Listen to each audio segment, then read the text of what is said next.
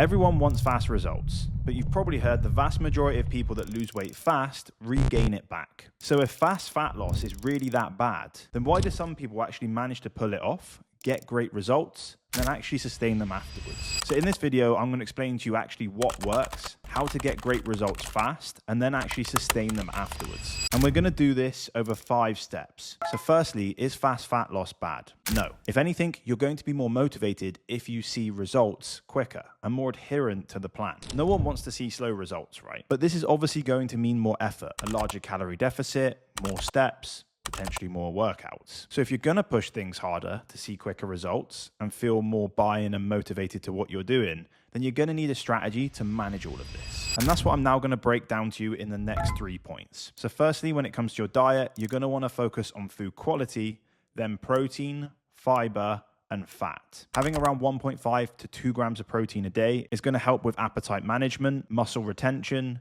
and recovery. 20 to 30 grams of fiber is going to help with digestion and appetite management as well. And then finally, having around 0.6 grams of fat per kilogram of body weight is going to help balance hormones and also help you feel more full for longer. Protein, fiber, and fat all go through our digestive system slower, keeping us more full for longer. Secondly, I would then think about how you're distributing your food across the day.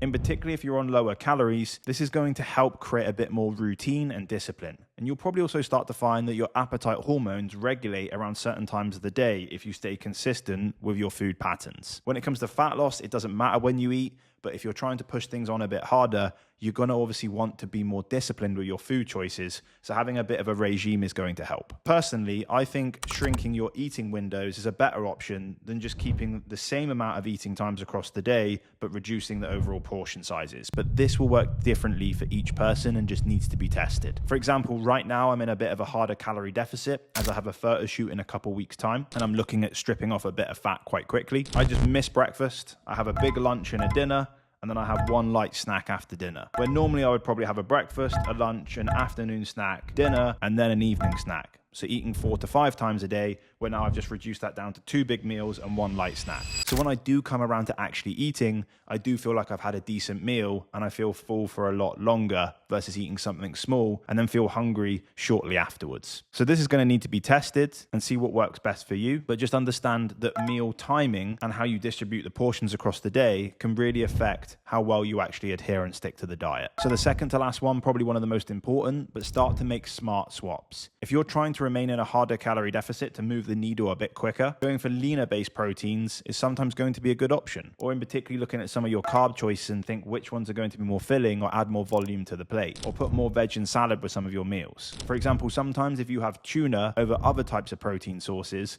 you're going to get more volume per calorie and more protein on that plate. Then things like potatoes are going to probably be a better option than rice. Nothing wrong with rice, but it does digest faster, where potatoes digest slower, and they're generally more of a water-based carbohydrate, so they will retain more water and add more volume to the plate. So very small, discrete, smart swaps of your food choices can make a big difference to how you feel. Track your food, hit your protein target, and try and get at least 7 or 8 hours sleep a night. This will be a great start. And then depending on how quickly your body's responding, you can then start to adjust some of these variables if you want to see results a little bit faster. Now, if you've been going around in circles and you want to get guaranteed results, then I can help you put this all together. This is literally what I've done for hundreds of other people. I've left a link in the description of this video. If you click on it, it'll give you more information about my program. You can submit a quick application so I can understand more about your goals, and I'll be in touch with more information to explain how I can help. And if this video was helpful, like and subscribe, and I'll see you in the next one.